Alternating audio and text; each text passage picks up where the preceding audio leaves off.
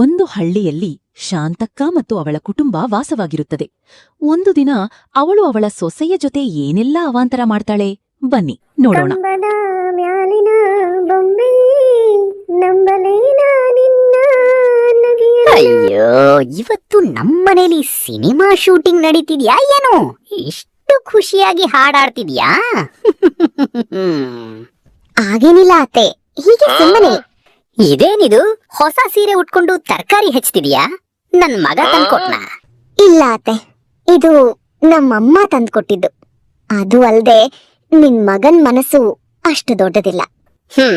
ಅದಕ್ಕೆ ದೊಡ್ಡೋರ್ ಹೇಳೋದು, ಸೊಸೆ ತಿನ್ನೋದು ಅತ್ತೆ ಮನೆದು, ಹೊಗಳೋದು ಮಾತ್ರ ತವರು ಮನೆಯವರ್ನ ಅಂತ. ಹೌದತ್ತೆ, ಅದನ್ನೆಲ್ಲ ನಾನ್ ನಿಮ್ಗೆ ನೋಡಿನೇ ಕಲ್ತಿರೋದು. ಏನು? ನಾನ್ ಏನ್ ಮಾಡ್ದೆ? ನಿಮ್ಗೆ ಜ್ವರ ಬಂದಾಗ ನೋಡ್ಕೊಳ್ಳೋದು ನಾನು, ಚಹಾ ಮಾಡೋದು ನಾನು, ನಿಮ್ ಚಾಕ್ರಿ ಮಾಡೋದು ನಾನು. ಆದ್ರೆ ನೀವು ಊರೋರ್ ಹತ್ರ ಎಲ್ಲ ಹೊಗಳೋದು ನಿಮ್ ಮಗಳಿಗೆ ತಾನೇ.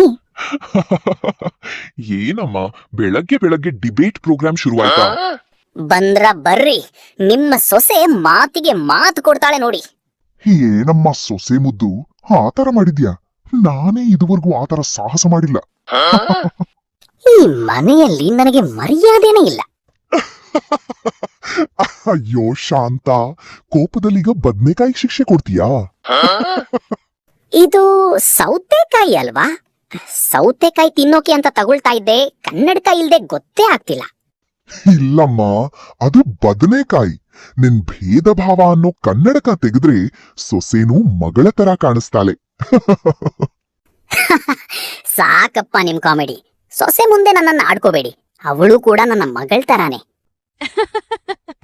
ನೋಡಿದ್ರಲ್ಲ ಸ್ನೇಹಿತರೆ, ಶಾಂತಕ್ಕ ಮತ್ತೆ ಅವಳ ಸೊಸೆ ಅವಾಂತರ. ನಿಮಗೆ ನಮ್ಮ ಈ ವಿಡಿಯೋ ಇಷ್ಟ ಆಗಿದ್ರೆ ಲೈಕ್ ಮಾಡಿ, ಶೇರ್ ಮಾಡಿ, ಕಮೆಂಟ್ ಮಾಡಿ. ಇದೇ ರೀತಿಯ ಕಾಮಿಡಿ ವಿಡಿಯೋಸ್ ನೋಡೋದಿಕ್ಕೆ ನಮ್ಮ ಚಾನಲ್ನು ಸಬ್ಸ್ಕ್ರೈಬ್ ಮಾಡ್ಕೊಳ್ಳಿ.